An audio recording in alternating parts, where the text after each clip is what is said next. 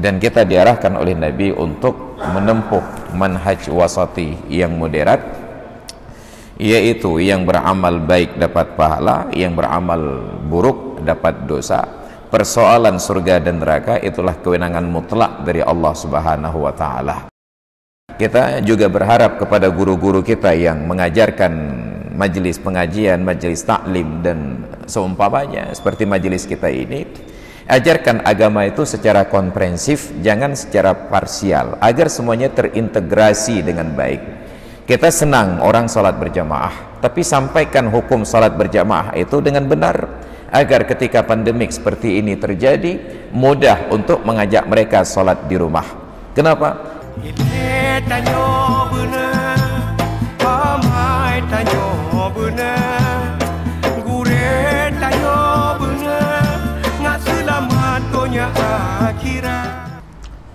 Bismillahirrahmanirrahim. Assalamualaikum warahmatullahi wabarakatuh.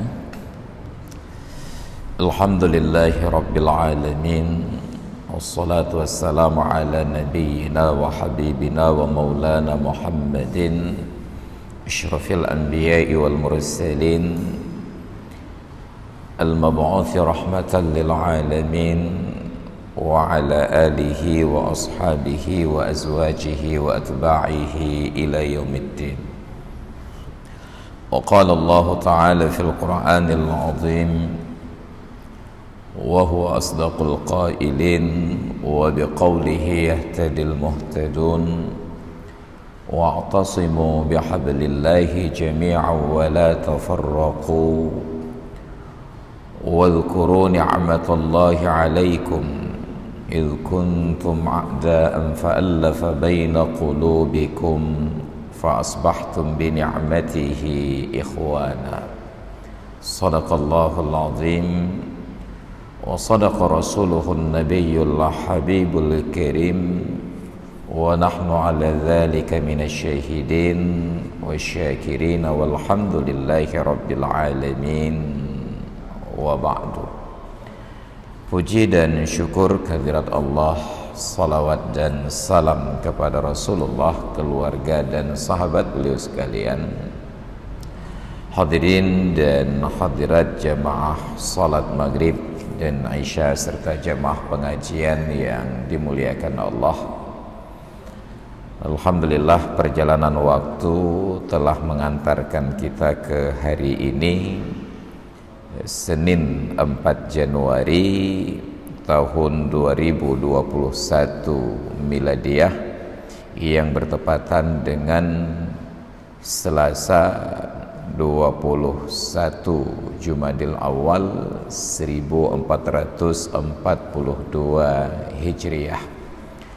Di tanggal tahun Masehi kita masih berada di hari Senin sampai dengan jam 11.59 nanti, ataupun jam 23.59 menit 59 detik, dan dalam kalender Hijriah kita sudah berada di hari Selasa sejak 40 menit yang lalu, sejak 20 menit yang lalu,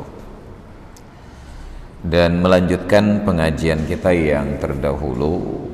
Yang terakhir kita membahas ada dua firqah ataupun kelompok yang di dalam Islam melenceng dari nilai-nilai wasatiyah ataupun tawassut, moderat ataupun modernitas, karena ada yang mengabaikan persoalan dosa selama dia sudah menyatakan keimanan kepada Allah. La yadurru ma'al imani ma'siyatun, tidak akan mendatangkan kemudaratan pada seseorang apabila dia sudah menyatakan keimanan. Dengan kelompok yang kedua yang menyatakan bahwa perbuatan maksiat kepada Allah Ta'ala akan menyebabkan kufur dan kekal di dalam neraka. Sedangkan kita diberikan petunjuk oleh Rasulullah untuk bersikap moderat. Berbuat maksiat ada dosa, berbuat taat ada pahala. Pahala tentu saja ditampung di dalam bingkai keimanan. Maka orang yang tidak beriman sama sekali kepada Allah Ta'ala, yang tidak mengucapkan kalimat syahadat dengan syarat dan rukunnya, segala kebaikan yang mereka lakukan semasa hidup di dunia ini tetap akan dihadirkan oleh Allah di akhirat, karena pernyataannya demikian: may ya'mal mithqala dzarratin khairan yarahu. Barang siapa yang berbuat sebesar zarrah dari kebaikan, pasti dia akan melihat pahalanya, pahala kebaikannya. Wa may ya'mal mithqala dzarratin syarran yarah.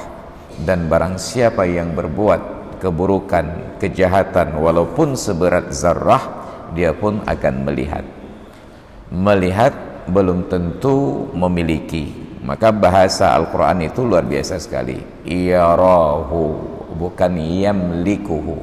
Dia melihatnya, bukan memiliki. Maka dalam ayat yang lain Allah gambarkan proses lihat ini.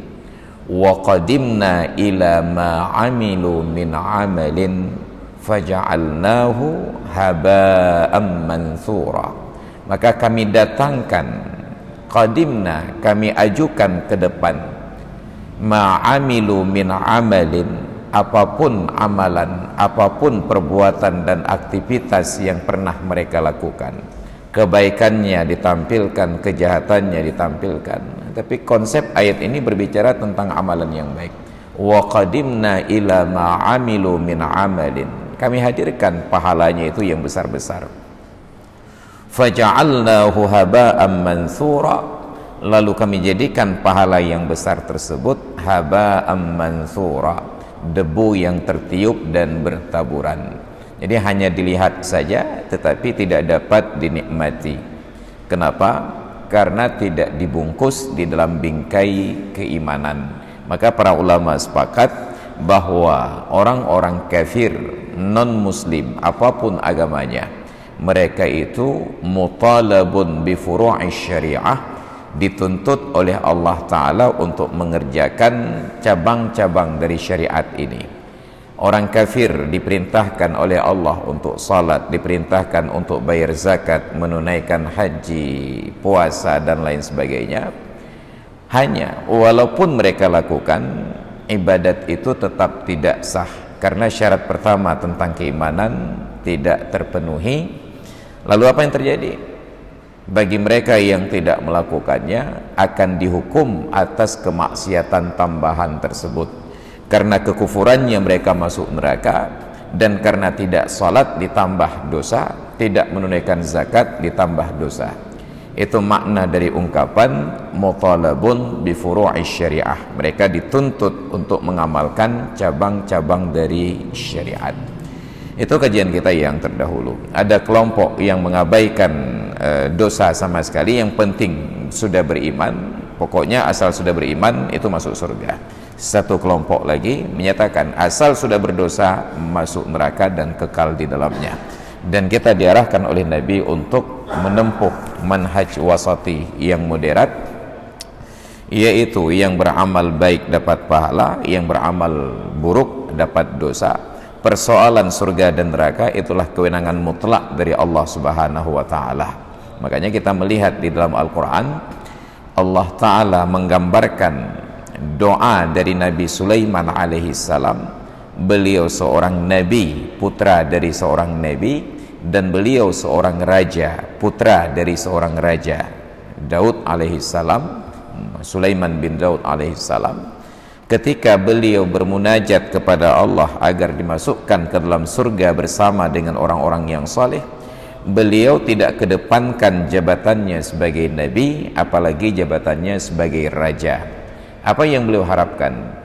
Wa adkhilni bi rahmatika fi ibadika salihin, dan masukkan aku ya Allah bi rahmatika, dengan kasih sayangmu, fi ibadika salihin, di dalam golongan hamba-hambamu yang salih. Maka terkait dengan kesalihan ini, secara harfiah salih dari bahasa Arab kata dasarnya salaha, patut, layak. Bila kita berangkat ke Arab, terserah negara manapun di Arab, istimewanya Arab Saudi, khususnya di Mekah, karena negeri Mekah tersebut landscape-nya, datarannya berbatu dan berbukit, sulit bagi pemerintah untuk membuka bongkahan-bongkahan batu tersebut dan memasang pipa air seperti PDAM kita di Banda Aceh ini. Akhirnya pemerintah memilih untuk memasok air tersebut ke setiap apartemen. Maka apartemen itu di bawahnya ada tempat penampungan air, dipasok dengan menggunakan mobil tangki. Nah, mobil tangki yang mengangkut air ini, di tangkinya itu pada bahagian samping ada tulisan. Bila kita teliti, kita akan membaca tulisan itu berbunyi al-ma'u salihun lisyarab, air layak untuk minum, salih. Maka salih itu arti kata dasar patut, layak. Maka ketika orang dikatakan berbuat amal saleh secara harfiah, dia berbuat sesuai dengan kepatutan dan sesuai dengan kelayakan, bersikap yang patut. Tetapi pemahaman tradisional kita tentang kata-kata saleh adalah bahwa orang tersebut taat, pakaiannya pakaian orang taat dengan atribut-atribut ketaatan, mulutnya senantiasa berzikir, kemudian di tangannya senantiasa ada tasbih yang berputar, maka kita akan menganggap orang dengan atribut demikian saleh. Padahal ada kalanya penampilan demikian menjadi tidak saleh ketika berada di tempat yang tidak patut. Bayangkan orang dengan penampilan tersebut tiba-tiba di tepi pantai tempat orang-orang berjemur dalam keadaan terbuka auratnya, dan dia tidak mencegah kemungkaran tersebut, juga tidak melakukan aktivitas yang menunjukkan ketidaksetujuannya atas praktik dan perilaku tersebut, menjadi tidak saleh. Maka saleh secara harfiah adalah berperilaku sesuai dengan situasi dan kondisi. Tetapi yang diinginkan oleh agama dan para ulama secara definisi dan istilah, apa? Seseorang hamba yang berperilaku sesuai dan patut menurut aturan syariat, bukan tentang pakaiannya. Makanya Nabi ketika menggambarkan tentang makna takwa, apa kata beliau? At-taqwa hahuna, at-taqwa hahuna, at-taqwa hahuna. 3 kali diulang oleh Nabi. Takwa itu ada di sini. Beliau menunjukkan ke dalam hatinya. Nilai ketakwaan itu tentang hati, bukan tentang penampilan.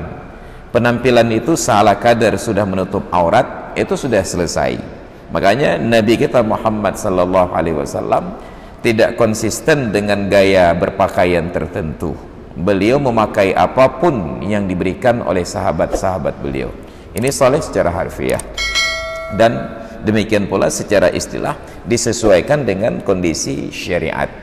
Maka di akhir pekan yang lalu, di akhir bulan sekaligus di akhir tahun, ada problematika yang berkembang di media sosial, dan itu terulang setiap akhir tahun, yaitu saat saudara-saudara kita yang sebangsa setanah air yang beragama Kristen, Nasrani merayakan Natal di 25 Desember dan tahun baru di 1 Januari yang lalu. Kisruhlah di internal umat Islam tentang hukum mengucapkan selamat Natal kepada orang Kristen yang merayakan Natal, antara yang menyatakan boleh dan perlu dengan yang menyatakan hukumnya haram. Ribut, keributan yang tidak berbasis pada penelitian yang patut dan layak dan kepada referensi yang patut pula. Nah, jadi kalau pertanyaannya, Ustadz, boleh nggak mengucapkan selamat Natal kepada saudara-saudara kita yang beragama Kristen? Nah, jawabannya bukan tentang boleh dan tidak. Urgensinya apa? Kita patut bertanya lagi kepada yang muslim yang menanyakan hukum tersebut, kenapa kamu harus mengucapkan selamat hari raya kepada saudara kita yang Kristen tersebut? Oh, ini demi toleransi, Pak Ustadz. Toleransi tidak mengajarkan kita untuk ikut di dalam peringatan orang lain. Toleransi itu hanya mengajarkan kita untuk menghargai dan mengizinkan mereka melaksanakan kegiatannya yang tidak bertentangan dengan aturan hukum yang berlaku.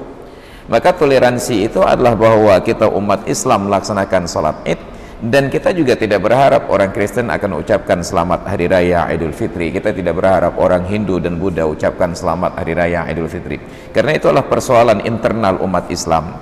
Yang penting orang Kristen tidak mengganggu aktivitas hari raya kita umat Islam. Jangan sampai nanti saudara-saudara kita yang Kristen, yang kaya, yang punya perusahaan memaksa karyawan-karyawan Islam untuk tetap bekerja di pagi hari raya tersebut sehingga tidak menikmati pagi hari rayanya. Dan itu yang terjadi. Maka di suatu hari raya, kebetulan saya khatib di Masjid Baitur Rahim di Ulelhu, Idul Adha kalau tidak salah. Saya pulang melewati jalan Hasan di apa namanya, di Allahumma shalli ala Muhammad, Brawi. Dan ketika melewati jalan tersebut sekitar jam 9 pagi, saya melihat pasangan pria dan wanita, dan saya yakin mereka suami istri. Yang perempuan di belakang itu memakai seragam pramuniaga swalayan tertentu. Yang pria ini menurunkan istrinya untuk masuk bekerja di supermarket di lokasi tersebut. Itu pagi hari raya jam 9. Maka saya membayangkan, adakah toleransi pada hal-hal demikian? Bagaimana mungkin seorang muslim yang di hari raya, hari kebesaran umat Islam, apalagi itu Idul Adha, hari terbesar, hari raya terbesar umat Islam, yang sampai Allah wajibkan untuk libur dan menikmatinya selama 4 hari berturut-turut, tiba-tiba karena ada seorang pengusaha yang kita nggak tahu latar belakang agamanya Islam atau bukan. Kalau Islam sungguh lebih miris lagi. Bagaimana mungkin ada seorang muslim memaksa seorang saudaranya muslim yang lain untuk bekerja di pagi hari raya tanpa sempat menikmati kebesaran dan keindahan hari raya tersebut? Kalau itu yang melakukan pengusaha muslim. Apabila yang melakukannya non muslim, sungguh itu merusak toleransi. Kenapa tidak memberikan ruang libur kepada pegawai-pegawainya yang muslim untuk menikmati hari raya selama 4 hari berturut-turut, atau minimal di 1 hari, hari raya Idul Adha itu saja? Ini yang terjadi. Maka toleransi itu bukan ikut bergabung merayakan hari raya agama tertentu, tapi toleransi itu Allah mengizinkan mereka untuk mempraktekkan agamanya dan ajaran agamanya dengan baik. Jadi kewajiban kita umat Islam hanya memastikan bahwa mereka dapat menikmatinya dengan baik, bukan mengganggu aktivitas mereka ataupun terlibat di dalam aktivitas mereka. Ini persoalan yang harus kita pahami. Maka saat ada yang bertanya, Ustadz boleh nggak mengucapkan selamat Natal? Kita harus balas bertanya, urgensinya apa? Kenapa kamu harus bertanya? Oh, karena saya seorang pejabat publik Pak Ustadz, dan saya membawahi masyarakat yang di dalamnya terdapat komunitas non-muslim yang merayakan Natal. Mungkin dalam kondisi tertentu untuk kerukunan warga, karena pemimpin ini barangkali dimiliki oleh setiap golongan masyarakat, oke, ada hajat. Hajat ini kadang-kadang diposisikan sebagai mudarat di dalam agama. Tunzalul hajatu manzilatad darurah, diposisikan hajat itu seperti darurat. Kalau kira-kira kepala daerah ini, apakah mulai dari kepala negara, provinsi, kabupaten, kota, sampai kecil dalam satu kampung, bila tidak mengucapkan selamat hari raya pada agama tertentu menyebabkan perpecahan umat, itu pun masih patut dipertanyakan lagi. Kenapa mereka harus menuntut demikian rupa? Kenapa mereka harus menuntut seorang pemimpin yang mereka tahu beragama Islam harus mengucapkan selamat hari raya, padahal hari raya itu ruang agama, bukan ruang bernegara? Kalau memang itu mengancam persatuan, oke, hukumnya darurat, silahkan. Jadi lalu kita tanyakan, memang saya kecil Pak Ustadz, di mana? Di Prada. Pertanyaannya, berapa orang kakak di Prada ini yang warga non muslim, yang Kristen, sehingga Pak kecilnya harus ikut mengucapkan Natal? Kecuali kecil yang tinggal di Kampung Penayung. Nah, itu banyak pemukim-pemukim dari warga keturunan yang Tionghoa, yang agamanya non muslim. Mungkin dirasa perlu, kalau memang ada kondisi yang mendesak untuk perlu. Nah, karena terbukti di waktu-waktu yang sebelumnya, bila tidak diucapkan selamat hari raya, ada seolah-olah perpecahan di kalangan masyarakat, ya demi alasan persatuan dan kehidupan yang nyaman, okelah kita anggap itu hajat. Maka patut dipertanyakan, apa urgensinya? Nah, kita hanya seorang warga muslim biasa, tidak punya jabatan publik, kita hanya pegawai biasa, tidak ada kebijakan yang terkait di tangan kita. Lalu apa urgensinya kita harus mengucapkan selamat hari raya? Oh, ini tuntutan dari kawan-kawan kami yang non muslim. Sungguh yang menuntut itu yang tidak toleran, bukan kita yang tidak mengucapkan yang tidak toleran. maka pahamilah toleransi itu dalam makna yang benar, karena Rasulullah sudah mencontohkan di zaman beliau itu tidak hidup di tengah komunitas umat Islam saja. Yang beliau naungi adalah orang-orang non-muslim. Ada Yahudi di Madinah, ada Nasrani di Madinah, tapi di hari raya mereka Rasulullah tidak mengucapkan selamat hari raya, dan itu tidak mengecilkan hati orang-orang non-muslim yang tinggal di sana, karena Rasulullah telah menunaikan hak-hak mereka di dalam sebuah jaminan yang beliau ungkap dalam sebuah hadis, man adza zimmiyan faqad adzani, barang siapa yang menyakiti kafir zimmi, barang siapa yang mengganggu kafir zimmi, maka sungguh dia telah menyakiti dan mengganggu diriku, kata Rasulullah. Ini sikap Nabi. Maka kita tidak boleh mengganggu mereka dalam ruang ibadah mereka. Dan terlihat kemanapun Islam datang, ekspansi, memberikan penaklukan dan lain sebagainya, tidak ada satu rumah ibadah pun yang dirusak, tidak ada satu rumah ibadah pun yang dialihfungsikan tanpa izin dari pemeluk-pemeluk agamanya. Ketika kita ribut kemarin persoalan Masjid Hagia Sophia di Turki, ada yang menuduh bahwa umat Islam mengubah fungsi masjid itu dari Kristen menjadi gereja. Iya, benar bahwa itu dialihfungsikan. Tetapi masalahnya, apakah itu dilakukan dengan kesewenang-wenangan seorang raja, ataukah dengan proses transaksi dengan jual beli? Ternyata dokumen yang diajukan oleh pemerintah Turki menunjukkan bahwa Sultan Muhammad Al-Fatih membeli gereja Hagia Sophia tersebut dengan hartanya dan kemudian diwakafkan untuk menjadi bangunan masjid. Lalu perhatikanlah kasus yang terjadi sebaliknya.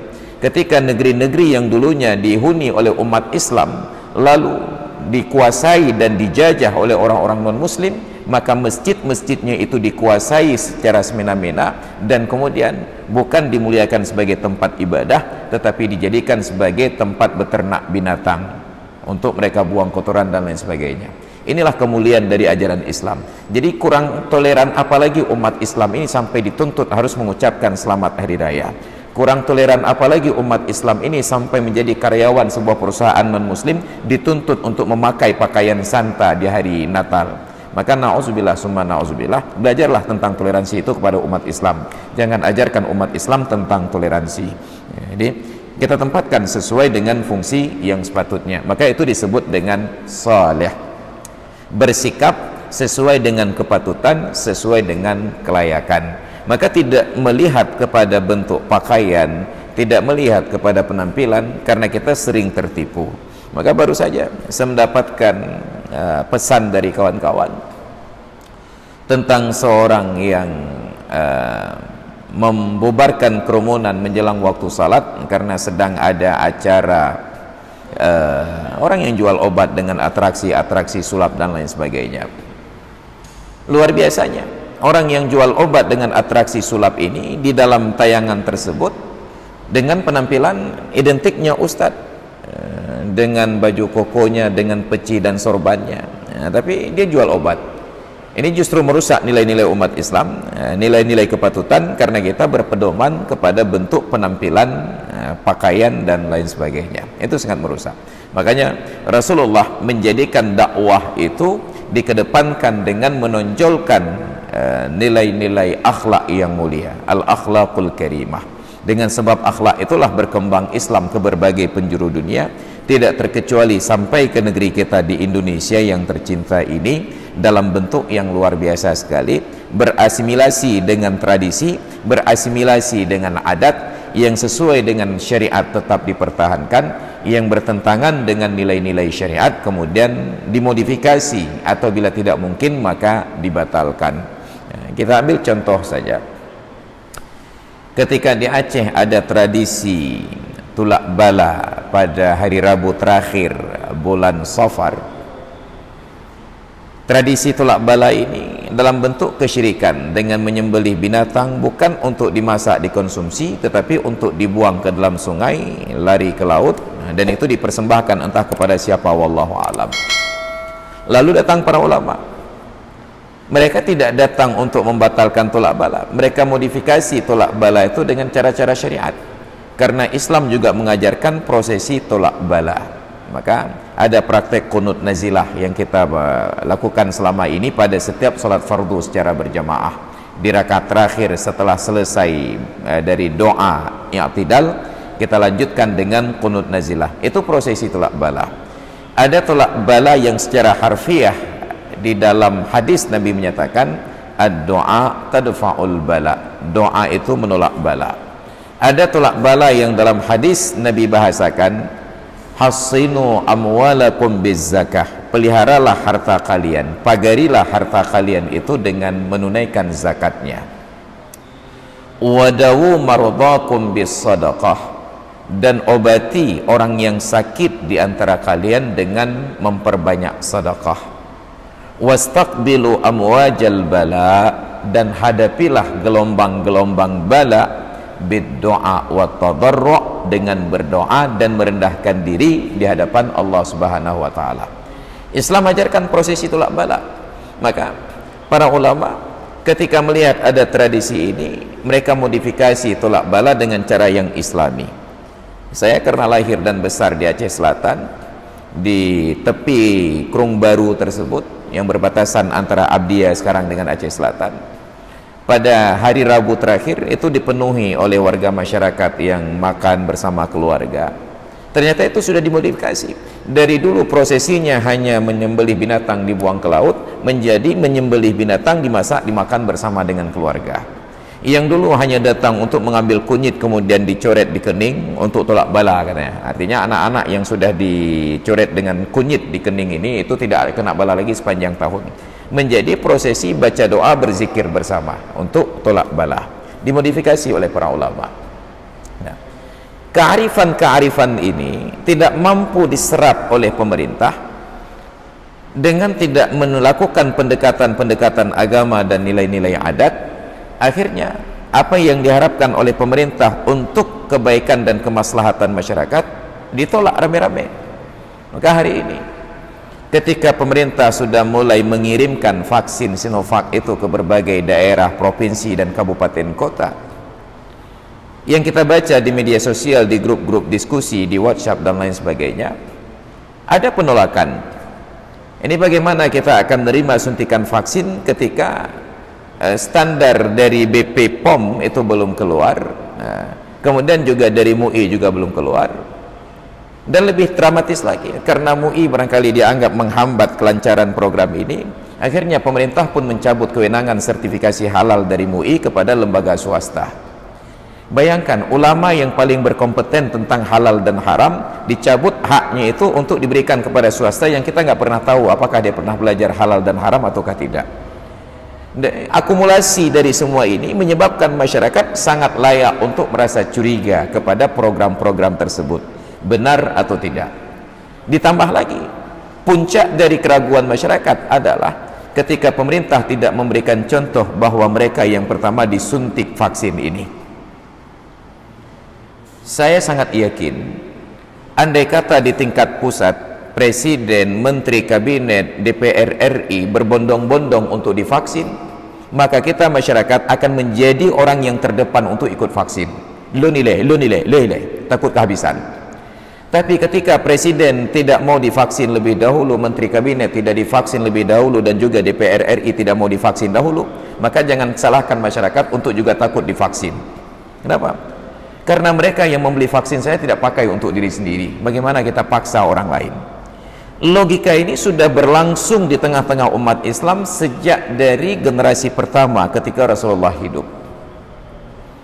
Ketika Rasulullah berangkat haji di tahun ke-6 Hijriah, di Hudaybiyah, Nabi dan para sahabat dalam pakaian ihram ini untuk menunaikan haji dicegat oleh orang-orang Quraisy Mekah, Abu Sufyan CS.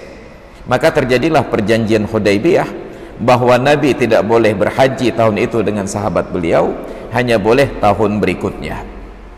Maka ketika sudah dikepung ihsar dalam hukum fiqah, seharusnya umat Islam membatalkan haji di Hudaybiyah dengan cara bertahallul dan menyembelih kambing sebagai dam. Apa yang terjadi?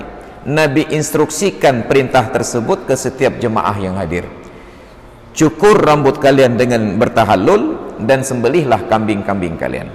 Instruksi Nabi ini tidak dihiraukan oleh seorang sahabat pun, tidak ada yang bergeming. Andai kata ada Abu Bakar, sungguh Abu Bakar yang pertama melakukan, karena beliau sangat percaya kepada Nabi. Tapi pada haji tersebut Abu Bakar tidak hadir karena beliau ditugaskan oleh Rasulullah untuk menjaga kota Madinah. Apa yang terjadi? Nabi kecewa. Beliau masuk dalam tenda istri beliau Ummu Habibah sambil terus berucap, wailahum, wailahum, celaka mereka, celaka mereka, karena mereka tidak lagi mendengarkan perintahku. Istri Nabi yang bijak dan cerdas ini menenangkan suaminya yang Rasul tersebut. Ya Rasulullah, jangan engkau cela mereka karena ketidakpatuhannya. Mereka bukan tidak patuh kepadamu, hanya mental mereka tidak siap untuk menerima kenyataan. Bagaimana seorang Nabi yang tidak pernah salah, tiba-tiba tahun ini berangkat haji, ijtihadnya keliru. Sudah bersusah payah berangkat dari Madinah menuju Mekah dalam jarak perjalanan tidak kurang 400 km di tengah padang pasir dengan kendaraan tradisional, tiba-tiba dicegat sampai di Hudaybiyah. Bagaimana mungkin ayat salah, bagaimana mungkin Nabi keliru? Laqad sadaqallahu rasulahu ar-ru'ya bil haqq la tadkhulunnal masjidal harama insyaallahu aminina muhalliqina ru'usakum wa muqassirina la takhafun. Sungguh Allah telah membenarkan mimpi nabinya. Apa mimpi tersebut? La tadkhulunnal masjidal harama insyaallahu aminin. Sungguh kalian benar-benar akan memasuki tanah haram, Masjidil Haram dalam keadaan aman. Muhalliqina ru'usakum, sambil mencukur rambut kalian, wa muqassirina, atau memendekkan untuk bertahallul. Janji datang dengan aman, bisa haji dengan baik, tiba-tiba enggak jadi karena tidak aman, dikepung oleh musuh dan batal untuk haji. Sahabat tidak siap. Kata istri beliau, wahai Rasulullah, mereka tidak siap dengan kenyataan ini. Maka bila anda ingin mereka mengikutimu, silahkan keluar lagi dan cukurlah rambutmu lebih dahulu, sembelihlah kambingmu sebagai dam lebih dahulu, lalu perhatikan apa tingkah laku mereka. Tercerahkan hati Nabi atas instruksi sang istri ini. Itu menunjukkan betapa di dalam Islam eksistensi para wanita itu dimuliakan, diperhatikan. Walaupun yang berbicara seorang istri yang bukan orang alim, Nabi tidak membantahnya. Kalaulah kita dalam posisi Nabi pada saat itu, mungkin kita akan membantah, pekada pegah.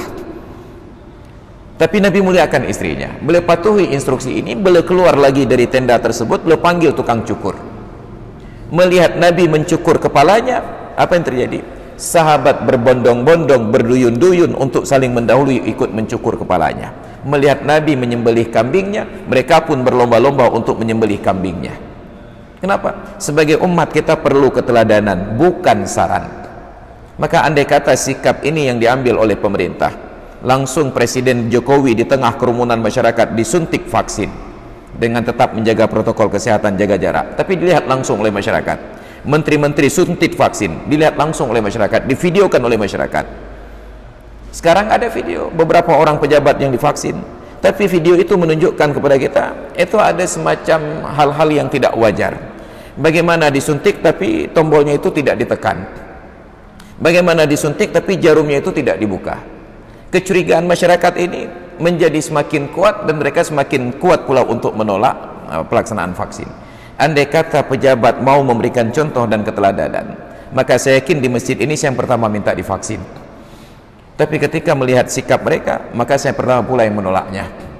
Kenapa? Karena kita tidak mendapati contoh dan teladan. Maka kita sampaikan hal ini untuk menjadi solusi, bukan untuk menolak dari program-program pemerintah. Kalau memang itu baik, kenapa tidak mereka lebih dahulu? Ternyata mereka tidak berani lebih dahulu, entah apa pertingkahnya, wallahu alam. Yang jelas keengganan mereka tersebut menimbulkan kecurigaan pada warga dan pada masyarakat. Maka na'udzubillah summa na'udzubillah. Ini Islam. Maka kesalehan itu adalah tentang berperilaku yang patut sesuai dengan kedudukan, sesuai dengan tempat dan keadaan. Itu pengajaran Islam. Maka Nabi sebagai inspirasi dan teladan bagi kita telah memberikan keteladanan tersebut dengan sebaik-baiknya. Ma farratna fil Qur'ani min syai'in, tidak luput di dalam Al-Quran itu dari segala sesuatunya, semua telah Allah jabarkan dengan baik, termasuklah dalam proses tolak bala itu tadi. Maka terkait dengan bala, kita harus berdoa kepada Allah dan kita merendahkan diri di hadapan Allah. Orang-orang yang beribadat kita promosi, ayo kita ibadat dengan baik, jaga protokol kesehatan dengan baik. Tapi ternyata justru dalam masa pandemi seperti ini kita tidak mendapatkan pengajaran untuk beribadat dengan baik. Yang kita perhatikan justru ibadat itu diusik. Entah masih berlaku sampai sekarang, entah tidak, wallahu alam. Yang saya tahu di Masjid Raya Baitur Rahman tersebut, untuk setiap sholat fardu berjamaah itu diawasi dengan ketat protokol kesehatannya oleh aparatur TNI dan Polri untuk jaga jarak antara orang yang sholat dengan orang yang sholat. Sebenarnya kita tidak keberatan. Oke, alhamdulillah, kewenangan pemerintah daerah yang diambil alih oleh pemerintahan pusat. TNI dan Polri itu kewenangannya di pusat, bukan di daerah. Oke, kita setuju saja. Hanya yang menyinggung perasaan kita adalah kerumunan di masjid tersebut untuk orang yang sholat berjamaah teratur jaraknya itu ditugaskan TNI dan Polri, tetapi orang yang berkerumun di tempat wisata tidak ditugaskan TNI dan Polri. Saya belum melihat di Ulailu itu datang polisi dan TNI setiap hari untuk menjaga jarak antara Romeo dan Juliet. Beberapa waktu yang lalu saya datang ke sebuah supermarket di wilayah Stui. Saya dengan istri dan anak-anak sengaja datang di waktu siang karena saya tahu kalau waktu malam itu macetnya luar biasa, karena anak-anak juga perlu liburan dan saya perlu mencari sebuah bahan yang tidak saya dapati di tempat yang lain, hanya untuk membeli benda itu saja. Apa yang terjadi? Di supermarket itu pun kerumunannya luar biasa dan kita tidak melihat ada TNI dan Polri yang dikerahkan. Mereka hanya disiplin untuk berada di masjid saja. Ini yang menimbulkan ketidaknyamanan masyarakat. Ini sebenarnya mau jaga protokol kesehatan atau mau mengganggu ibadat? Andai kata di semua tempat berlaku standar, termasuklah kerumunan pilkada itu diproses, maka sungguh kita tidak merasa dianaktirikan dalam masa COVID ini. Jadi yang kita lihat adalah ketidakadilan tersebut, dan itu menjadikan masyarakat menjadi tidak nyaman mendengarkan arahan-arahan dari para pemimpin. Padahal dalam Islam kita disuruh untuk patuh pada pemimpin. Lalu bagaimana kita akan patuh kalau pemimpin tersebut tidak menunjukkan keteladanan? Jangankan untuk pemimpin, bahkan dalam rumah tangga saja, anak-anak yang diwajibkan untuk patuh pada orang tua, ada arahan untuk orang tua. Rahimallahu rajulan a'ana waladahu ala birrihi. Doa dari Nabi, semoga Allah sayangi seorang pria yang membantu anak-anaknya untuk berbakti kepadanya. Semoga Allah sayangi seorang pria yang membantu anak-anaknya untuk berbakti kepadanya. Ketika kita terjemahkan hadis ini dalam bentuk kehidupan bernegara, maka akan berubah doa menjadi semoga Allah sayangi seorang pemimpin yang membantu rakyatnya untuk berbuat taat kepadanya, agar instruksi-instruksi dari pemimpin tersebut dipatuhi oleh masyarakat. Maka yang harus dikedepankan adalah bahwa perintah itu logis, masuk akal. Tapi yang kita dapati selama ini, perintah itu tidak masuk akal. Dalam masa COVID, dulu kita berjabat tangan, handshake, kata orang kampung saya di Kota Madiacet Keung, handshake, karena jabat tangan digoyang-goyang tangannya, handshake. Tapi saat itu petunjuk dalam agama, idza tasa'aba ahadukum falyadha' yadahu fi fihi. Apabila salah seorang di antara kalian menguap, hendaklah dia letakkan tangannya pada mulutnya. Sunat untuk menutup mulut. Andai kata di zaman Rasulullah hidup sudah mudah untuk ditemukan masker, maka sungguh Nabi akan keluarkan perintah untuk pakai masker bagi orang yang batuk. Tapi yang mudah saat itu adalah bagi orang yang menguap, tutup mulut. Padahal hanya menguap, bukan batuk. Menguap saja mulut disuruh tutup, apalagi batuk, apalagi di zaman ada virus seperti sekarang ini. Ada perintah tersebut. Hanya saja yang tidak logis dari instruksi pemerintah gugus COVID adalah karena sekarang sedang musim virus, maka jangan lagi berjabat tangan, tetapi bertemu siku dengan siku, saling sikut. Kenapa? Karena tangan kita bervirus, maka disuruh siku dengan siku. Ketika kita disuruh jabat siku dengan siku, saat itu pula instruksinya kalau batuk, tutup mulut dengan bagian dalam siku. Saat virus kita pindahkan ke siku, saat itu pula disuruh bersentuhan siku dengan siku, maka ilhab. Kenapa tidak tetap jabat tangan seperti biasa? Kalau batuk tutup dengan siku, atau kalau batuk tutup dengan tangan, ketika berjabat tangan dengan siku. Ini contoh betapa tidak logisnya perintah tersebut. Maka bagaimana kita berharap masyarakat akan patuh kalau logikanya tidak berjalan? Kecuali ada ketentuan syariat, baca nas-nas syariat. Maka ketika kita masyarakat tidak patuh, kita dituduh kalian tidak patuh kepada ulama, kalian tidak patuh pada pemerintah. Padahal pemerintah yang menuduh kita juga tidak patuh pada nilai-nilai syariat. Ulama yang diajak untuk mensosialisasikan pun lupa untuk mengingatkan pemerintah bahwa ada protokol karantina yang diabaikan. Idza sami'tum bit-ta'una bi ardin fala tadkhuluha. Bila kalian mendengar ada sebuah wabah di sebuah negeri, jangan masuk ke negeri tersebut. Wa idza waqa'a bi ardin wa antum fiha fala takhruju minha. Bila wabah terjadi di sebuah negeri dan kalian berada di sana, jangan keluar dari negeri tersebut.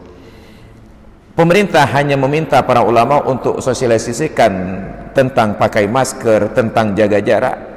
Tapi ulama kita lupa untuk tunjukkan sebuah nilai tawar kepada pemerintah. Oke Bapak pemerintah, kita akan mudah terapkan protokol ini, tapi tolong jaga protokol agama dulu, agar tidak ada perpindahan masyarakat dari wilayah ke wilayah.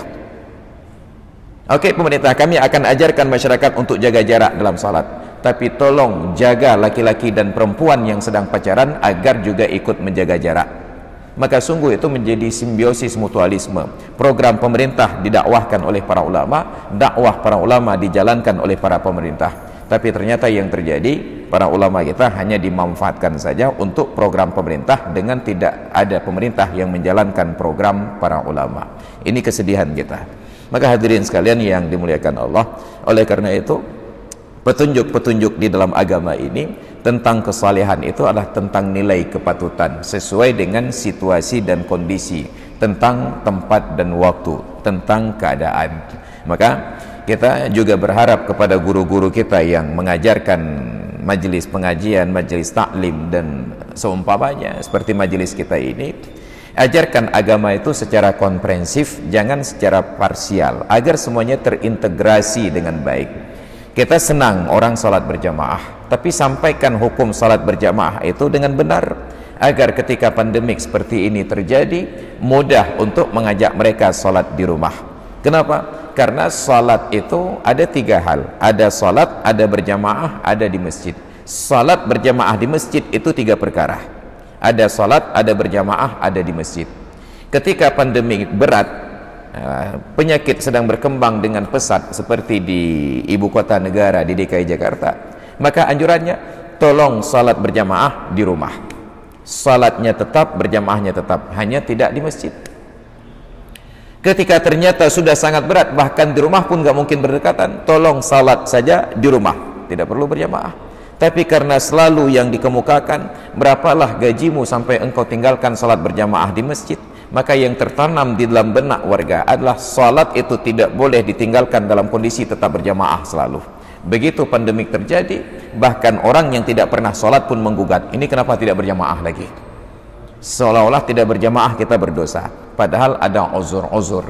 Maka dalam hadis Nabi menyatakan, la yaqrubanna masajidana hadza al-khaluful fam. Jangan sekali-kali mendekati tempat salat kami ini orang-orang yang mulutnya berbau. Jadi dalam aturan agama, jangankan orang yang batuk dengan virus yang menular, bahkan orang yang menguap hanya dengan aroma yang menyebar saja sudah dilarang datang ke masjid apabila mulutnya berbau, apalagi apabila bervirus. Maka kita minta kesadaran bagi yang kesehatannya sedang memburuk, apalagi sudah positif terindikasi corona, salatlah di rumah saja. Tapi bagi orang yang sehat, merasa percaya diri datang ke masjid, datanglah ke masjid dengan tetap menjaga protokol kesehatan, bukan masjidnya yang ditutup. Maka apabila protokol agama ini dijalankan dengan baik, sungguh di dalamnya sudah termuat protokol kesehatan, sungguh di dalamnya sudah termuat semua hasrat-hasrat pemerintah. Tapi karena kita mengabaikan agama, maka tugas kita menjadi semakin berat. Kenapa kita tidak lakukan pendekatan logis kepada masyarakat? Yang pertama. Yang kedua, kenapa kita tidak lakukan pendekatan agama kepada masyarakat? Dan yang ketiga, kenapa tidak melakukan pendekatan tradisi kepada masyarakat? Bila tiga pendekatan ini dilakukan, maka saya sangat yakin program pemerintah untuk vaksinasi COVID tersebut akan berjalan mulus. Dimulai dari presiden dulu, di ruang publik yang terbuka sehingga orang bisa melihat, tidak lagi dituduh rekayasa. Dimulai dengan menteri kabinet, dimulai dengan anggota DPR RI, baru kemudian turun ke daerah, dimulai dengan gubernur dan juga kepala-kepala dinasnya, dimulai dengan anggota DPR, DPRK. Maka saya yakin kalau itu yang dilaksanakan, semua warga akan merasa menyesal dan merasa rugi apabila tidak ikut divaksin. Tapi apabila disasar hanya warga saja, pejabat yang paling akhir, jangan salahkan bila masyarakat kemudian curiga. Kenapa? Karena logikanya tidak masuk sama sekali.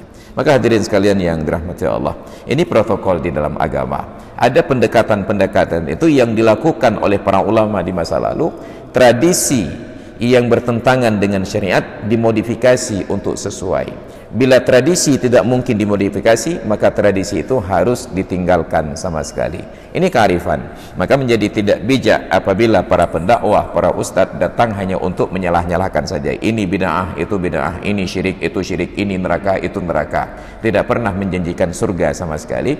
Padahal bahasa dakwah tersebut targhib wa tarhib, mempromosikan nilai-nilai kebaikan dengan menjanjikan pahala sebagaimana yang dijanjikan oleh Allah dan Rasulnya, dan menakut-nakuti mereka dari berbuat maksiat dengan ancaman dosa di akhirat dan juga laknat Allah Ta'ala di dunia. Tetap saja dengan protokol dakwah bahwa yang paling penting dari para da'i tersebut, yang pertama adalah akhlak dan yang kedua keteladanan.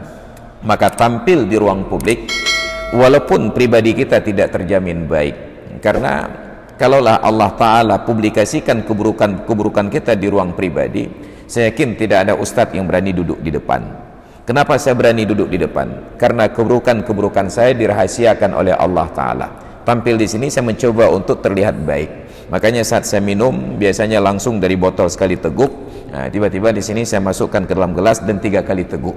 Kenapa? Mencontohkan bahwa Nabi minum air itu 3 kali teguk. Bismillah, selesai, alhamdulillah. Teguk lagi, bismillah, alhamdulillah. Bismillah, alhamdulillah. 3 kali. Tapi kalau sedang sendiri di rumah, boleh jadi 1 gelas ini 3 jihak, kata orang Aceh. Sekali taruh gelas, selesai. Tapi karena sedang berada di depan, saya praktekkan keteladanan akhlak tersebut. Maka yang terakhir, saya sangat sedih ketika bertemu dengan kawan-kawan yang notabene-nya ustadz, tengku dan lain sebagainya. Tapi atribut yang pertama terlihat dari depan mereka adalah bungkusan rokok di kantong atas. Bungkusan rokok. Terlepas dari hukum mau katakan makruh, sunat, wajib atau haram, terserah. Yang jelas itu menjadi penampilan yang buruk dalam komunitas masyarakat yang maju. Ketika suatu malam saya nonton tayangan di National Geographic, seorang wartawan dari barat datang ke Indonesia, turun di Bandara Soekarno-Hatta. Apa narasi yang dia sampaikan? Memasuki koridor bandara ini, kita seolah-olah kembali ke masa 15 tahun yang lalu. Kenapa? Karena di koridor tersebut terpampang iklan-iklan rokok. Padahal di Eropa sudah tidak diizinkan lagi iklan rokok. Ketika kita kembali ke Indonesia ini, masuk bandara ini, kita seperti kembali ke 15 tahun yang lalu. Iklan rokok di kanan dan kiri. Olahraga disupport oleh rokok. Jangan dulu berbicara faktor hukum agama. Ambil saja secara logika. Seorang suami yang baik, setiap kali dia makan enak di luar, dia akan bungkus makanan itu untuk dibawa pulang ke rumah, dinikmati oleh istri dan anak-anak. Itu seorang suami yang baik. Seorang suami yang kurang baik, dia makan enak di luar, dia usahakan tidak ada jejak dan sisa untuk diketahui oleh istri dan anak-anak di rumah. Bahkan kalau dia makan durian di luar, sampai greupnya itu tidak lagi berbau durian, baru dia pulang ke rumah. Seorang suami yang jahat, dia bawa pulang makanan ke rumah, dia makan sendiri di rumah, ketika istri dan anak-anak minta dilarang. Hajit, nyo khusus keyah macam. Bayangkan seorang perokok. Merokok itu nikmat baginya. Pernahkah ada perokok yang saking baiknya dia bawa pulang rokok ke rumah lalu ditawarkan, "Pim kata tiba ke perumahan tiba bak tepoh." Perokok yang baik tidak pernah menghisap rokoknya. Perokok yang kurang baik, dia merokok di luar, dia hapus sisa-sisa rokok itu baru dia pulang ke rumah. Perokok yang paling buruk, dia bawa pulang rokok ke rumah, dia hisap dengan nikmat di hadapan istri dan anak sambil melarang mereka tidak boleh merokok. Nyen abih bro akai lekongna. Itu suami yang paling buruk. Dia nikmati sendiri dan dia larang anak istrinya untuk ikut menikmati. Itu logika saja, enggak perlu berbicara dalil agama. Bayangkan Anda makan makanan enak, bila Anda seorang yang baik, Anda teringat bawa pulang untuk istri dan anak-anak. Bila Anda kurang baik karena barangkali keterbatasan dan lain sebagainya, Anda nikmati di luar, Anda hapus bekasnya, bahkan kantongnya dibuang agar tidak terlihat oleh istri dan anak-anak. Tapi ketika Anda seorang yang jahat, Anda pula bawa pulang makanan yang enak, Anda nikmati dan pertontonkan kenikmatan itu di hadapan istri dan anak-anak sambil melarang mereka, enggak boleh makan, ini khusus untuk saya saja. Maka itu yang terjadi pada para perokok sekarang. Seharusnya itu kita dakwahkan kepada jamaah, kepada orang-orang yang ikut pengajian. Tapi bagaimana kita akan melakukannya kalau keteladanannya tidak ada? Ustadz yang datang sambil memamerkan bungkusan rokok di depan, bahkan kadang-kadang dikeluarkan, diletakkan di atas meja sambil dihisap-hisap lagi. Ini menjadi hal yang terburuk. Dan celakanya lagi, rata-rata perusahaan rokok adalah milik orang non-muslim, dan itu dipakai untuk kekayaan mereka. Kita menyumbang untuk hal-hal demikian rupa. Maka saya senang ketika hari ini baca Harian Serambi Indonesia, ada sebuah pengumuman bagus bahwa bantuan pemerintah untuk COVID tidak boleh dipakai untuk membeli rokok. Ya, alhamdulillah ada kewarasan sedikit dalam aturan tersebut. Maka mudah-mudahan itu menjadi pengingat dan peringatan bagi kita semua. Hadirin dan hadirat yang dirahmati Allah, karena waktu pula sudah berkumandang azan Isya, maka kita padakan kajian sampai di sini. Akhirat